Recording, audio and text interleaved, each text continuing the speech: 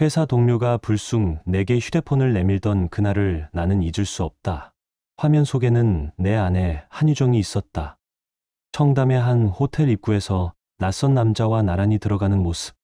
사진의 각도, 시간, 표정까지 더는 어떤 변명도 허락하지 않을 만큼 선명했다. 순간 피가 머리끝까지 치솟았고 손끝은 떨려 컵조차 제대로 잡을 수 없었다. 그러나 나는 그 자리에서 폭발하지 않았다. 형, 지금은 따지면 안 됩니다. 이런 건 증거가 필요해요. 동료의 한마디가 내 분노를 붙잡았다. 그날 이후 나는 오직 하나만을 준비했다. 유정의 카드 내역, 호텔 영수증, 차량 GPS 기록, 그리고 탐정 보고서까지.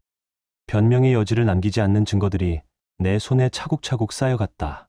그리고 마침내 그 모든 증거를 들이밀며 나는 그녀를 정면으로 마주했다. 이제 더 이상 숨길 것도 피할 것도 없었다. 내가 걸어온 30년의 인생과 가정을 배신한 대가 그 결산의 시간이 시작된 것이다. 결말은 여러분의 예상을 완전히 뒤엎을지도 모릅니다. 여러분의 생각은 어떠셨나요? 댓글로 꼭 남겨주세요. 구독과 좋아요도 잊지 마시고 방탐정의 이중 파일과 함께 더 놀랍고 흥미로운 이야기 속으로 떠나봐요. 나는 57살 서인규다. 지난 30년 넘게 내 인생은 오직 일터와 집을 오가는 단조로운 반복뿐이었다. 남들보다 더 오래, 더 치열하게 버텼고 그 대가로 안정된 자리를 지켜왔다. 이유는 단순했다. 아내와 아이들이 부족함 없이 남부럽지 않게 살아가길 바랐기 때문이다. 나는 돈을 버는 기계가 되어도 괜찮다고 생각했다. 그러나 역설적이게도 내가 가장 지키고 싶었던 가정은 조금씩 금이 가고 있었다. 집은 더 이상 온기가 머무는 공간이 아니었다. 아침 식탁에는 말라붙은 반찬이 덩그러니 놓였고 저녁은 각자 따로 흩어져 먹는 날이 잦았다. 유정과의 대화라야 생활비나 일정 조율 같은 무미건조한 것들 뿐이었고 웃음은 이미 사라진 지 오래였다. 나는 늘 피곤하다는 핑계를 대며 소파에 몸을 던졌고 그녀는 밤마다 휴대폰을 손에서 놓지 않았다. 그렇게 우리 사이에는 말로 채울 수 없는 틈이 생겨났다. 그러던 어느 날 작은 균열이 눈에 들어왔다. 예전 같으면 대충 묶고 나가던 머리를 곱게 말리고 화장도 더 공들여 하는 그녀의 모습이었다. 귀가가 늦어지는 날도 많아졌다. 이유를 묻으면 친구 모임이라거나 회사 일 때문이라는 뻔한 답이 돌아왔지만 씻지도 않은 채 휴대폰을 붙잡고 혼자 피식 웃는 모습을 볼 때마다 설명할 수 없는 불안이 가슴 밑바닥에서 꿈틀거렸다. 확신은 없었다. 혹시 내가 괜한 의심을 하고 있는 건 아닌지 스스로를 다독이며 하루하루를 넘겼다. 하지만 직감은 분명하게 다른 이야기를 속삭이고 있었다. 그리고 결국 그 직감이 현실이 되는 순간이 찾아왔다. 회사 동료가 조심스럽게 나를 불렀다. 형, 잠깐만 시간 좀 내줄 수 있어요? 근처 카페 구석에 앉아 그는 말없이 휴대폰을 내밀었다. 화면 속에는 낯설면서도 익숙한 얼굴이 담겨 있었다. 내 아내 한유정. 청담의 한 호텔 입구에서 낯선 남자와 함께 들어가는 모습이었다. 사진의 각도, 시간, 표정까지 어떤 변명도 허락하지 않을 만큼 선명했다. 순간 머리끝까지 피가 치솟았다. 손이 떨려 커피잔조차 제대로 잡을 수 없었다. 그러나 동료의 한마디가 내 분노를 억눌렀다. 형, 지금 당장 따지면 안 돼요. 화내봤자 소용없습니다. 이런 건 증거가 필요해요. 나는 입술을 깨물며 고개를 끄덕였다. 폭발하는 대신 차갑게 식혀야 한다는 걸 본능적으로 깨달았다. 그날 이후 나는 단 한순간도 허투루 쓰지 않았다. 먼저 유정의 카드 내역부터 뒤졌다. 청담의 카페, 강남의 고급 식당, 그리고 업무와는 전혀 무관한 레지던스 호텔 영수증이 연이어 찍혀 있었다. 차량 GPS 기록까지 확인했을 때는 여의도의 한 호텔 주차장에서 반복적으로 머문 흔적이 분명히 남아 있었다. 이쯤 되니 의심은 사라지고 확신만 남았다. 결정타는 탐정 보고서였다. 나는 주저하지 않고 사설 탐정을 고용했다. 불과 일주일 만에 내 손에 들어온 보고서는 차갑게 정리된 날짜와 사진, 기록들로 가득했다. 두 사람이 카페에서 마주 앉아 있는 장면, 밤늦게 같은 엘리베이터에 올라타는 모습, 그리고 이른 아침 나란히 나오던 장면까지 더는 변명할 수 없는 증거였다. 종이를 넘길 때마다 숨이 가빠졌다. 분노가 치밀었지만 동시에 차갑게 식은 감각이 내 몸을 지배했다. 이제는 단순히 화를 낼 순간이 아니었다. 무너뜨릴 차례였다. 나는 곧장 강남의 법무법인을 찾아갔다. 낯선 회의실 안에서 변호사는 묵묵히 내 말을 들었다. 증거 하나하나를 확인하던 그는 고개를 끄덕이며 담담하게 정리했다. 카드 내역, 호텔 영수증, 카카오톡 대화 캡처, 탐정 보고서까지 이 정도면 법원에서 모두 인정됩니다. 나는 억눌린 숨을 내쉬며 물었다. 이 자료는 어느 정도 청구할 수 있습니까? 사안이 명백하니 3천만 원에서 5천만 원까지 가능합니다. 상간남에게도 동일하게 청구할 수 있습니다. 원하신다면 이혼 소송 역시 단독으로 진행할 수 있습니다. 그의 설명은 판결문처럼 차갑게 내 귀에 박혔다. 나는 천천히 고개를 끄덕였다. 이제 더는 물러설 이유가 없었다. 법무법인을 나서며 강남의 거리를 바라봤다. 사람들로 붐볐지만 내 눈에는 오직 한 생각만이 어른거렸다. 반드시 그녀를 끝까지 무너뜨리겠다는 결심. 내가 쌓아온 세월과 희생을 배신한 대가를 어떤 방식으로든 치르게 하리라. 그날 밤 집은 기묘할 정도로 고요했다. 현관문이 열리고 열쇠가 탁자 위에 내려앉는 소리, 발자국이 규칙적으로 다가왔다. 한유정은 아무 일 없다는 듯 들어왔지만 이미 테이블 위의 봉투가 그녀의 목소리를 막아섰다. 나는 거실 한가운데 앉아 있었다. 숨조차 가다듬지 못하게 단호하게 내뱉었다. 펴봐라. 유정의 손끝이 봉투를 열고 첫 장을 꺼낸 순간 얼굴이 허물어졌다. 사진 속 호텔 로비에서 나란히 웃는 그녀와 박도현. 너무도 선명했고 변명은 불가능했다. 이어진 카카오톡 캡처에는 짧은 농담, 가벼운 말투, 한때 나와 나누던 말들이 다른 남자와의 은밀한 언어로 바뀌어 있었다. 장마다 넘길 때마다 내 안에서 오래된 믿음이 무너져 내렸다. 유정은 떨리는 눈빛으로 나를 올려다봤다. 나는 목소리를 높이지도 고개를 저지도 않았다. 그저 차갑게 식은 눈으로 마주했다. 그 시선 하나만으로도 그녀는 더 이상 어떤 거짓말도 꺼낼 수 없었다. 나는 마지막으로 2장의 서류를 꺼내 테이블 위에 올려놓았다. 하나는 이혼 서류, 다른 하나는 차용증이었다. 금액은 5천만 원. 위자료, 조사비, 정신적 손해배상 명목으로 산정된 액수였다. 사인해라. 감정이 배제된 짧은 한마디. 마치 업무 지시처럼 던져진 그 말이 우리 관계의 마지막 선언이었다. 그녀의 손은 심하게 떨리고 있었다. 펜이 종이 위에서 흔들릴 때마다 잉크 줄이 비틀렸고 결국 그녀의 이름이 서류 위에 찍혔다.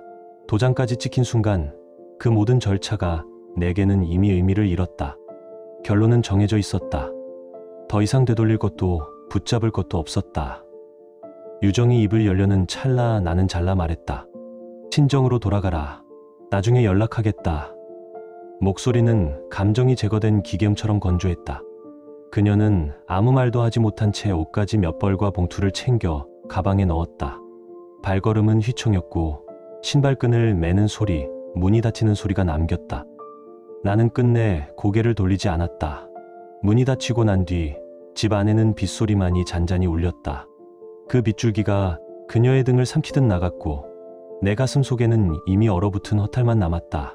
그녀가 친정으로 전화를 걸어 울먹이며 간다고 했다는 소식을 전해 들었을 때 나는 이미 움직이고 있었다. 모든 증거를 모아두었으니 그녀보다 먼저 가야 했다. 나는 한 발 앞서 그녀의 부모 집으로 향했다. 초인종을 누르자 현관문이 열렸다. 김명자의 얼굴은 놀람과 당혹, 그리고 본능적인 연민으로 일그러져 있었다. 나는 인사조차 하지 않고 봉투 하나를 건넸다. 안에는 사진, 카카오톡 캡처, 호텔 영수증, 그리고 민간조사업체가 정리한 보고서가 한 대 들어 있었다. 거실에 앉아있던 한병수는 신문을 덮고 봉투를 받아들었다. 조용히 서류를 펼치자 표정이 굳어졌다. 페이지를 넘길수록 그의 얼굴에는 무거운 침묵이 내려앉았다.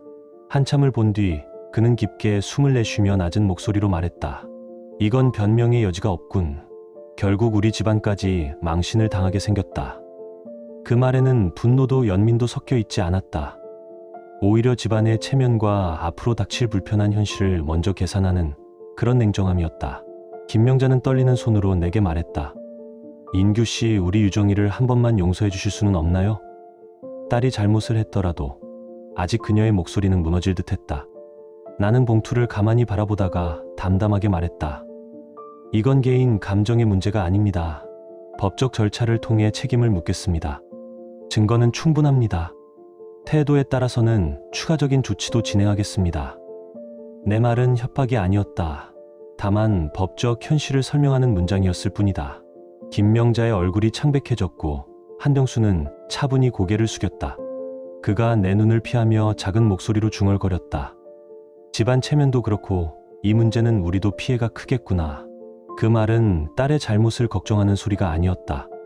가문과 자기 위치가 엉키는 것을 두려워하는 가장의 현실적 계산이었다.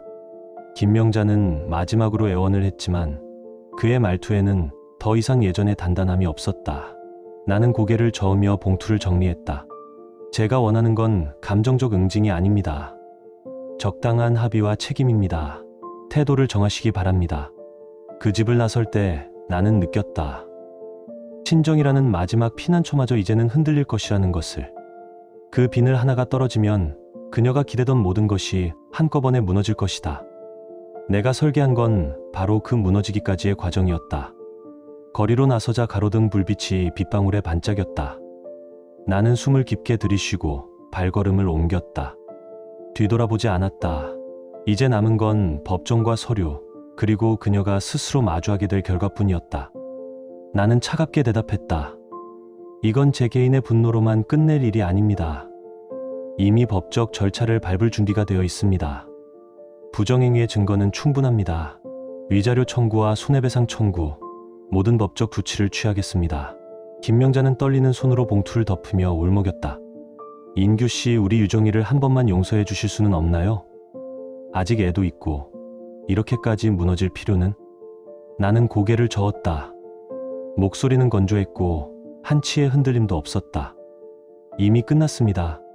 저는 더 이상 남편이 아닙니다. 이건 선택의 대가일 뿐입니다. 그 말이 방 안에 떨어지자 거실 공기는 얼어붙었다. 한병수는 무겁게 고개를 떨군 채 아무 말도 하지 않았다. 김명자의 울음은 잔잔히 번졌지만 내 마음은 흔들리지 않았다. 집을 나서며 나는 이미 알아차리고 있었다. 유정이 친정에 가면 잠시 부모의 품에서 위로를 찾을 것이라는 점을. 그녀는 늘 누군가에게 기대지 않으면 버티지 못하는 타입이었다. 김명자는 젖은 코트를 벗겨주고 어린 시절처럼 머리를 닦아주며 딸을 달랬고 한병수는 체념 섞인 한숨으로 내가 원래 혼자서는 못하는 애다라고 말했다. 그 순간 유정은 부모의 품이 곧 해결이라고 착각했을 것이다. 그러나 나는 이미 그 시나리오를 예견하고 있었다. 법무법인을 통해 내용 증명을 준비해 두었고 그 절차는 곧 실행에 옮겨질 참이었다. 며칠 뒤 그 집 초인종이 울렸다. 김명자가 받아든 봉투 위에는 내 이름과 변호사 사무실의 인장이 찍혀 있었다. 식탁 위에 놓인 봉투가 열리자 차갑게 인쇄된 증거들이 흩어졌다. 호텔 영수증, 카카오톡 대화 캡처, 차량 GPS 기록, 민간 조사업체의 보고서, 날짜와 시간, 장소가 적나라하게 정리되어 있었다. 김명자는 말문이 막힌 채 종이를 덮었고 한병수는 천천히 페이지를 넘기며 표정이 굳어졌다. 방 안에는 종이를 넘기는 소리만이 메아리처럼 울렸다. 나는 담담하게 말했다. 증거는 충분합니다. 태도에 따라 필요한 모든 절차를 진행하겠습니다. 그 말은 협박이 아니었다. 그저 법적 현실을 설명한 문장이었을 뿐이다. 김명자는 떨리는 목소리로 마지막으로 애원했지만 나는 고개를 돌려 봉투를 챙겼다. 그 집을 나섰을 때 나는 분명히 느꼈다. 친정이라는 마지막 피난처마저 이제는 흔들리고 있다는 것을. 거리를 걸으며 빗방울에 반사된 가로등 불빛을 보았다. 나는 숨을 깊게 들이쉬고 발걸음을 옮겼다. 남은 건 법정과 서류들, 그리고 그녀가 스스로 마주하게 될 결과뿐이었다. 나는 차갑게 대답했다. 이건 제 개인의 분노로만 끝낼 일이 아닙니다. 이미 법적 절차를 밟을 준비가 되어 있습니다. 부정행위의 증거는 충분하고 위자료 청구와 손해배상 청구 등 모든 법적 조치를 진행하겠습니다. 김명자는 떨리는 손으로 봉투를 다독이며 울먹였다. 인규 씨, 우리 유정이를 한 번만 용서해 주실 수는 없나요? 아직 아이도 있고 이렇게까지 무너질 필요는. 나는 고개를 저었다. 목소리는 건조했고 흔들림은 없었다. 이미 끝난 일입니다. 저는 더 이상 남편이 아닙니다. 이건 선택의 결과일 뿐입니다. 거실의 공기는 얼어붙었다. 한병수는 눈을 감은 듯 천천히 고개를 떨어뜨렸고 김명자의 울음은 잔잔히 번졌다. 그러나 나의 결심은 흔들리지 않았다. 나는 그 집을 나서며 이미 알았다. 친정이라는 마지막 피난처마저 흔들릴 것이며 그녀가 기대던 모든 것이 서서히 무너질 것임을. 며칠 뒤 그 집 초인종이 울렸다. 김명자가 받아든 봉투에는 내 이름과 변호사 사무실의 인장이 찍혀 있었다. 봉투 안에는 내용 증명과 함께 증거를 정리한 문서와 합의서 초안이 포함되어 있었다. 합의서에는 위자료 조사 비정신적 손해배상으로 산정한 금액 5천만 원, 그리고 상환 조건이 년 안에 일시 상환하거나 매달 일정 금액을 갚는 조항이 명시되어 있었다. 나는 그 자리에 있지 않았다. 하지만 나중에 전해 들었다. 김명자가 끝내 눈물을 흘리며 유정의 손을 잡았다고. 이제라도 아버지 말을 들어야 한다. 더는 우리가 막아줄 수 없어. 그렇게 말하면서 작은 가방을 챙겨주었다고 했다. 안에는 세면도구 몇 개와 현금 300만 원이 들어있었다. 장모의 눈빛에는 분명 연민이 있었다. 하지만 그것은 붙잡아주는 사랑이 아니라 마지막으로 내미는 손절의 표시였다. 한병수는 딸을 향해 고개조차 들지 못한 채 담담하게 말했다고 한다. 내가 혼자서는 아무것도 못한다는 걸 다시 확인했다. 이번에도 결국 남에게 기대려 하겠지. 하지만 이제 우리까지 무너뜨릴 순 없다. 나가라. 스스로 살아라. 그 말은 분노라기보다는 체념에 가까웠고 오히려 더 잔혹했다. 유정은 울며 애원했지만 대답은 돌아오지 않았다. 현관문 앞에 선 그녀의 등 뒤로 결국 문이 닫혔다. 부모의 집조차 마지막 피난처가 되어주지 못한 것이다. 유정은 원룸으로 돌아오자마자 작은 공책을 꺼냈다고 했다. 표지는 낡은 줄노트, 구겨진 모서리에 얼룩까지 남아있었다. 그녀는 날짜를 적고 오늘 번 돈과 쓴 돈을 줄 맞춰 기록했다고 했다. 편의점에서 산 삼박김밥 하나, 컵라면 2개, 그것마저도 빨간 펜으로 지출이라 표시해 놓았다. 계산기를 두드리며 남은 빚을 적을 때마다 한숨이 길어졌다고 했다. 그 순간 방 안은 숫자만이 지배하는 감옥이었을 것이다. 한때는 부모의 그늘에서 남부럽지 않게 살아왔던 여자가 이제는 휴지 한 롤값까지 적어 넣으며 고개를 숙이고 있었다. 나는 그 이야기를 들으며 비웃음을 감출 수 없었다. 배신의 대가는 결국 계산기 앞에서 무너지는 법이다. 5천만 원이라는 현실이 매일 그녀의 손가락을 짓눌렀다. 어머니 김명자가 건넸다는 300만 원은 유정의 노트맨 앞장에 초기 잔액으로 적혀 있었다고 했다. 그러나 며칠 만에 그 금액은 빠르게 깎여 나갔고 대신 빚의 무게만 더 또렷해졌다. 매달 200만 원이 넘는 상환 금액, 평범한 아르바이트로는 결코 감당할 수 없는 액수였다. 머릿속에는 편의점 계산원, 마트 백룸, 심지어는 유흥업소까지 스쳐갔다고 했다. 나는 그 장면을 상상했다. 낡은 책상 위에 계산기를 두드리며 숫자를 맞추는 그녀의 손끝, 벽에 기대 앉아 천장을 멍하니 바라보며 중얼거리는 목소리. 이제 어떻게 해야 하지? 아무도 듣지 못하는 소리. 부모도 남편도 세상 누구도 그녀를 감싸주지 않았다. 남은 건 세상에서 버려진 듯한 지하 원룸과 5천만 원 빚뿐이었다. 시간이 갈수록 그녀의 몰골도 변해갔다고 했다. 머리는 빗지도 못해 엉켜 있었고 옷은 늘 구겨져 있었다. 살은 빠져 얼굴이 움푹 꺼졌으며 지하철역 벤치에서 몸을 웅크린 채 앉아있는 모습이 목격되기도 했다. 어떤 날은 노량진 골목 어귀 버스 정류장에 앉아있는 그녀를 본 사람이 나에게 귀띔해 주었다. 정말 몰락한 사람 같더군요. 그 말은 나에게 이상한 쾌감을 주었다. 한때 체면과 안락함만 줬던 여자가 이제는 구걸하는 눈빛으로 하루를 버티고 있었으니까. 그러나 더 참혹한 건 사회의 시선이었다. 원룸 주변 사람들 사이에서 이미 소문이 돌았다. 남편에게 버림받았다더라. 빚에 쫓긴다더라. 사람들의 수군거림이 그녀를 더 작아지게 만들었다. 나는 그 광경을 직접 본 건 아니었지만 충분히 상상할 수 있었다. 배신자의 얼굴에 덧씌워지는 낙인은 결국 시간이 지날수록 더 깊어질 뿐이다. 나는 또 들었다. 어느 날 유정이 알바 사이트에서 고수입, 경력 무관, 신원 보장이라는 문구 앞에 오래 머물러 있었다는 것을.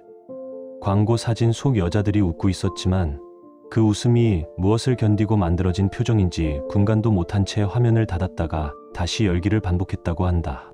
지원 버튼 위에 손가락을 올려놓고도 결국 누르지 못한 채 휴대폰을 내려놓았다고 했다. 옆방에서 들려오는 기침 소리와 얇은 벽 너머의 인기척만이 그녀를 감싸고 있었는데 그 속에서 중얼거렸다고 한다. 나만 왜 이렇게 벌을 받아야 해? 그 남자는 아무도 탓하지 않잖아. 나는 그 말까지 상상할 수 있었다. 배신의 무게를 끝내 자기 합리화로 덮으려는 비겁한 변명. 하지만 그 순간조차 그녀는 아직 현실을 모른 채 허우적대고 있었을 것이다. 며칠 뒤 결국 그 버튼을 눌렀다고 했다. 며칠 후 휴대폰으로 면접 일정이 도착했고 오후 2시 낡은 빌딩 3층이었다고 한다. 그러나 정작 그날 건물 앞까지 갔지만 안으로 들어가지 못하고 몇 바퀴나 주위를 맴돈 뒤 카페로 들어가 시간을 보냈다고 했다. 시계를 바라보다가 결국 면접을 포기했다고 한다. 커피는 식고 그녀의 눈빛은 더 텅 비어갔다. 또 다른 날 시청 창구에 앉아 있었다는 이야기도 들려왔다. 국민연금은 면제가 가능할지 몰라도 건강보험료는 어떻게든 내야 한다는 통보를 받았다고 한다. 그녀는 억지로 웃으며 자리를 피했다고 했다. 그러나 그 순간에도 휴대폰은 울렸고 화면에는 다시 같은 광고가 떠 있었다. 초보 환영, 하루 30만 원 이상. 며칠 전 들어가지 못한 바로 그곳의 이름이었다. 나는 이 모든 얘기를 전해 들으며 알았다. 그녀가 점점 더 끝을 향해 간다는 것을. 버튼을 아직 누르지 않았더라도 이미 그 길 위에 있다는 걸. 배신자의 삶은 그렇게 무너져가는 법이다. 그리고 이제 모든 것이 끝났다. 회사로 돌아갔을 때 동료들의 시선이 달라져 있었다. 예전에는 안쓰러운 동정과 뒷말이 섞여 있었지만 그날 이후에는 조심스러운 경계와 묵직한 존중이 담겨 있었다.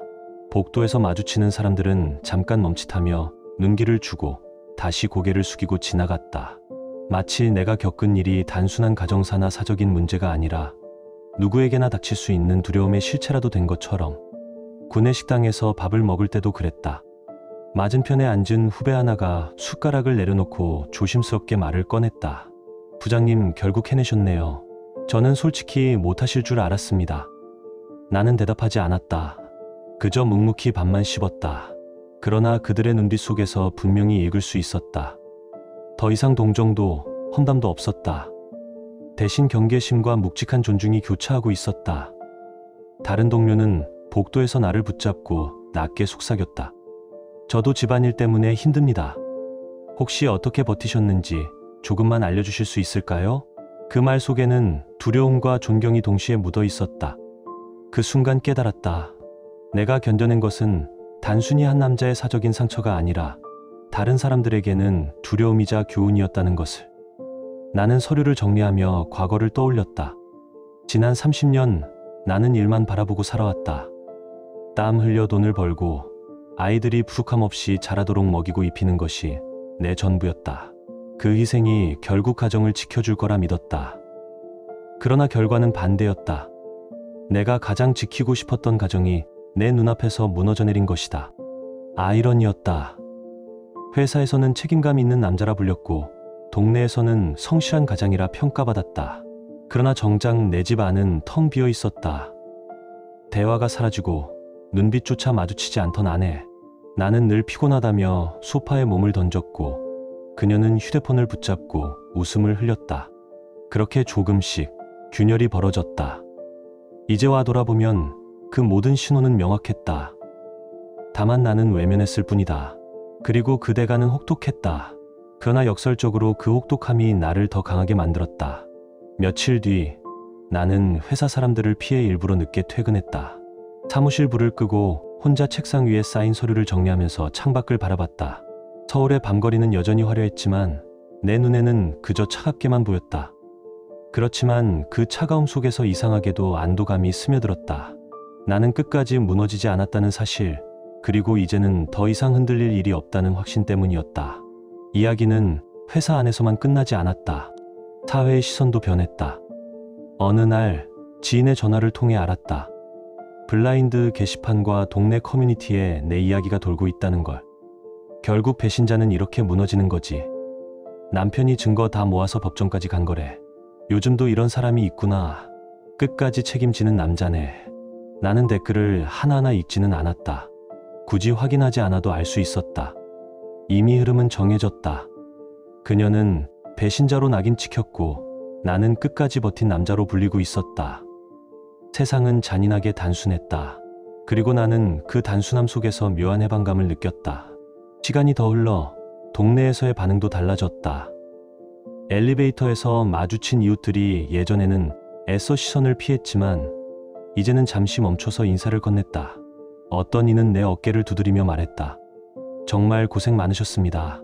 이제야 웃으실 수 있겠네요. 현관 앞에서 마주친 옆집 아주머니는 한참을 망설이다가 조심스레 말을 꺼냈다. 저도 사실 다 들었어요. 정말 힘드셨죠? 그런데도 끝까지 무너지지 않으셔서 존경스러워요. 나는 그저 고개를 끄덕였다. 괜히 말을 보태면 오히려 부끄럽게 느껴질 것 같아서. 하지만 그 짧은 고갯짓만으로도 충분했다. 가끔은 뒷말도 들려왔다. 그래도 아내가 저렇게 된 건 안쓰럽지 않아? 그러나 그런 말도 결국은 곧 사라졌다. 현실은 잔혹하게도 명확했다. 누구도 배신자를 감싸지 않았다. 사람들의 관심은 늘 강자에게로, 끝까지 버틴 쪽에게로 쏠렸다. 나는 혼자가 아니었다. 회사에서, 동네에서, 사회에서 모두가 나를 지켜보고 있었다. 그러나 그 시선은 더 이상 비웃음도 동정도 아니었다. 그건 내가 끝내 무너지지 않았다는 증거였다. 그날 저녁 낯선 번호가 휴대폰 화면에 떴다. 이름은 없었지만 수화기 넘어 첫 한마디에 나는 곧장 알아차렸다. 아버지, 저예요. 오랫동안 연락을 끊고 지냈던 아들 서준이었다. 29의 청년이 된 그는 집을 떠난 지 오래였다. 부부싸움 속에서 늘 중간에 끼어야 했던 날들을 견디지 못하고 도망치듯 나간 아이. 그런 서준이 마침내 내게 전화를 걸어온 것이다. 우리는 시청 근처 허름한 식당에서 마주 앉았다. 기름 냄새가 배어있는 낡은 천장, 탁자 위에는 싸구려 수주령이 놓여 있었고 그는 조용히 잔을 채운 뒤 한참 동안 아무 말도 하지 않았다. 술잔을 들었다 내렸다 하기를 몇 번, 마침내 고개를 들더니 낮게 말했다. 아버지 다 알았어요. 엄마 일도, 이혼도, 재판도. 처음엔 믿기지 않았는데 결국 사실이더군요. 그의 목소리는 떨렸지만 눈빛만은 단단했다. 나는 잔을 들어 올리며 물었다. 그래서 넌 누구 편이냐? 잠시 침묵이 흘렀다. 그는 잔을 단숨에 비워내고는 숨을 고르더니 입을 열었다. 저는 아버지 편입니다. 엄마가 왜 그런 선택을 했는지 이해하고 싶지도 않아요. 이제야 알겠어요. 그동안 아버지가 얼마나 버티고 얼마나 참아왔는지. 순간 목 안쪽이 뜨겁게 타올랐다. 57회를 살아오며 눈물을 보이는 건 내 습관이 아니었다. 그러나 그날만큼은 술잔을 다시 채우는 손길이 자꾸 떨렸다. 서준은 한참 나를 바라보다가 조용히 말했다. 사실 회사 동료에게서 처음 들었습니다. 인터넷에 엄마 얘기가 돌고 있다길래 믿기지 않아 찾아봤죠. 그때 알았습니다. 그리고 생각했습니다. 아버지를 피해 도망쳤던 제 자신이 얼마나 비겁했는지를요. 나는 대꾸하지 못했다. 대신 잔을 들이켰다. 쓰라린 알코올이 목구멍을 태웠다. 그는 말을 이었다. 저도 이제 돈 벌고 제 삶 책임집니다. 아버지 혼자 짐 지실 필요 없어요. 제가 옆에서 같이 할 겁니다. 이제는 도망치지 않겠습니다. 그 한마디에 가슴이 무너져 내렸다가 다시 세워지는 기분이었다. 아내는 배신으로 무너졌지만 내 피와 살을 나눈 아들은 끝내 내 곁에 남았다. 나는 조용히 물었다. 넌 날 원망하지 않느냐? 예전에 집을 떠날 때 내 눈빛은 날 원망하는 것 같았다. 서준은 고개를 저으며 씁쓸하게 웃었다. 그땐 그랬습니다. 늘 싸우는 부모 밑에서 숨이 막혔습니다. 그래서 도망쳤습니다. 그런데 지금은 다릅니다. 원망이 아니라 존경입니다. 늦게 알아서 죄송합니다. 나는 눈을 감았다가 뜨며 짧게 대답했다. 이제라도 알았다면 됐다. 식당 안은 소란스러웠다. 다른 테이블에서 술잔 부딪히는 소리, 웃음소리가 섞여 들려왔다. 그러나 우리 두 사람 사이에는 무거운 침묵과 함께 알 수 없는 따뜻함이 흘렀다. 서준은 술잔을 다시 채우며 낮게 중얼거렸다. 엄마 소식도 들었습니다. 원룸에 살면서 많이 힘들다더군요. 하지만 제가 손 내밀 이유는 없습니다. 그건 본인이 선택한 길이니까요. 저는 아버지 곁에 있겠습니다. 나는 대답하지 않았다. 다만 천천히 고개를 끄덕였다. 배신이 남긴 흔적은 깊었지만 그날 이후로 나는 혼자가 아니었다. 깡밖을 나선히 봄비가 내리고 있었다. 네온사인이 빗방울에 흩어져 흔들렸고 젖은 아스팔트 위로 불빛이 퍼져나갔다. 서준은 우산을 펼쳐 내 쪽으로 기울였다. 아버지, 괜찮죠? 나는 짧게 웃으며 대답했다. 괜찮다. 이제 정말 괜찮다. 그 순간 나는 분명히 알았다. 한유정은 이제 내 곁에 없다. 그녀는 노량진의 지하 원룸에서 얇은 벽 너머로 새어나오는 남의 기침 소리를 들으며 하루하루를 버텨야 할 것이다. 매달 갚아야 하는 비, 줄어들지 않는 잔해, 누구에게도 기대지 못하는 외로운 나날들. 그것이 바로 그녀가 스스로 선택한 배신의 대가였다. 나는 창밖의 봄비를 바라보며 천천히 숨을 내쉬었다. 오래 견뎌온 세월 속에서 내게 남은 것은 분노나 증오가 아니었다. 오히려 싸늘한 실감이었다. 그녀가 무너질 때 나는 이미 끝까지 계산해 두었고 그 길이 어디로 이어질지도 알고 있었다. 반면 나는 아들과 함께 서 있었다. 앞으로의 길이 결코 순탄하다고 할 수는 없겠지만 적어도 내 두 발로 설 수 있었다. 가정은 무너졌지만 피는 남았고 그 피가 다시 나를 붙잡아 주었다. 서준의 존재는 그 모든 절망 속에서 남은 유일한 빛이었다. 집으로 돌아와 현관문을 열자 어둑한 거실에 불이 켜졌다. 빛이 벽과 바닥에 번지며 희미하게 따뜻한 색을 만들었다. 나는 천천히 신발을 벗고 가만히 문을 닫았다. 그 순간 지난 30년이 머릿속에서 스쳐갔다. 나를 짓누르던 서류, 증거, 싸늘한 대화들, 그리고 무너져 내린 믿음들까지. 그러나 지금 내 앞에는 다시 시작할 수 있는 공기가 있었다. 나는 속으로 낮게 중얼거렸다. 끝났다. 그리고 나는 살아남았다. 그 목소리는 분노도 한숨도 아닌 오래된 고통을 밀어낸 사람의 선언이었다. 지금 당신의 마음은 어떤가요? 이야기를 읽으며 떠오른 감정이나 생각이 있다면 댓글로 나눠주세요. 당신의 진심 어린 한마디가 누군가에겐 큰 위로가 될 수 있습니다. 이 짧은 이야기 속에 작은 온기나 잊고 지낸 감정 하나라도 담겨 있었다면 그것만으로 이 이야기는 충분히 의미 있는 시간이었을 거예요. 좋아요와 구독 그리고 공유는 이런 따뜻한 이야기가 더 많은 사람의 하루에 조용히 스며들 수 있는 힘이 됩니다. 함께 해주셔서 고맙습니다. 당신의 하루에도 조용한 평안과 따뜻한 사람이 함께하길 진심으로 바랍니다.